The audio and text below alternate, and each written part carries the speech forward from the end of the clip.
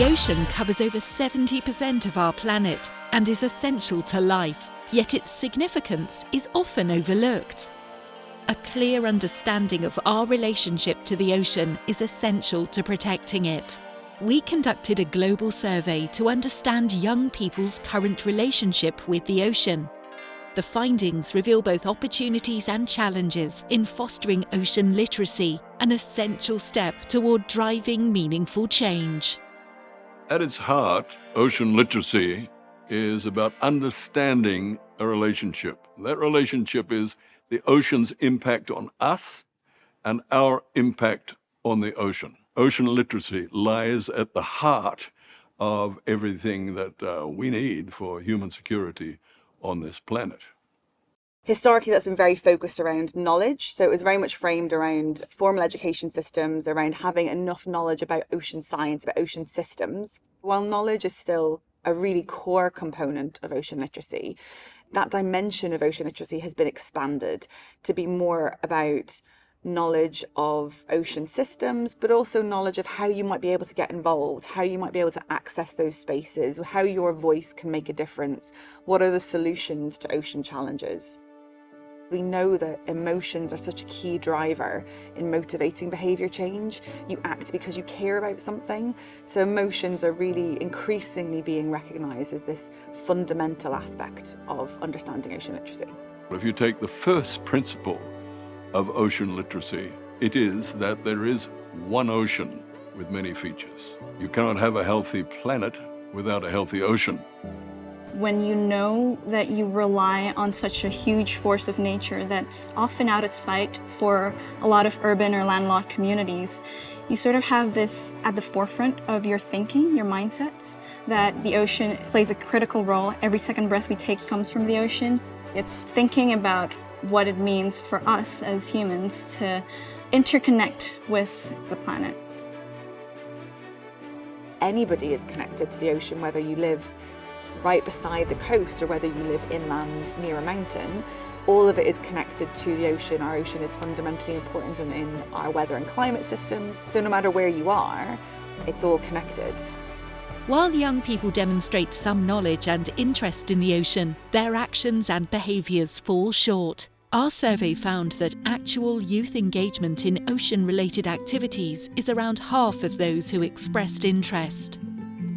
One of the challenges with the ocean is that so many of us are far removed from it. So thinking of it as a whole system or adopting systems thinking for the ocean can be challenging. Because I grew up in a landlocked community, in an industrial area, I understand where people come from when they say, I don't see the ocean, I don't understand what's happening in the ocean. Without access to the ocean, it becomes harder to fully grasp the importance it plays in our lives, nor the challenges it faces from our actions. So I think it all just comes back down to how easy it is to access ocean spaces, blue spaces, or even nature. So technology is really important. The power of immersive media, VR, it helps bring the ocean into classrooms, especially to people who's never experienced it, perhaps due to financial, geographical, or even health conditions that they can't go out there and dive or snorkel. It's never going to replace the real experience, but it's always going to be a good alternative to bring the ocean into classrooms. We tend to see the world in terms of large animals. So for the ocean, it's whales and dolphins. But in fact, it's the microbial life which is important to us. And over 90% of the biomass of the ocean is microbial. It is the very basis of life on this planet. What we're hearing from our surveys and from direct interactions with the youth is that they're passionate, they're interested, but a lot of them don't know how to start. We need students to feel like they have the power to change their world. We've seen that media and social media are one of the key ways that people get information about the ocean. Despite its original roots in education, particularly formal education, we've seen through countless national surveys that actually most people don't get their knowledge of the ocean from schools, from universities.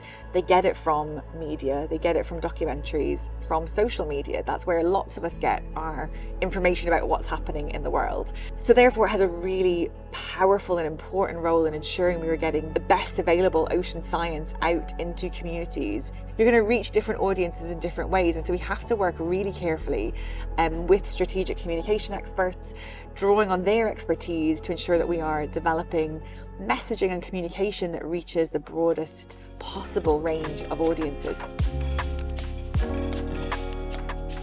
We all have a role to play in this thread of ocean literacy. We all can contribute and integrate ocean literacy to the work we're doing across industries and across sectors. Young men, young women, get involved. This is fundamental to our survival on planet Earth, and we need to pursue that future. We have to take action as a whole society.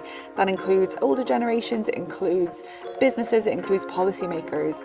So it's brilliant to see that passion, that enthusiasm. We should take inspiration from that and be encouraged and buoyed by it.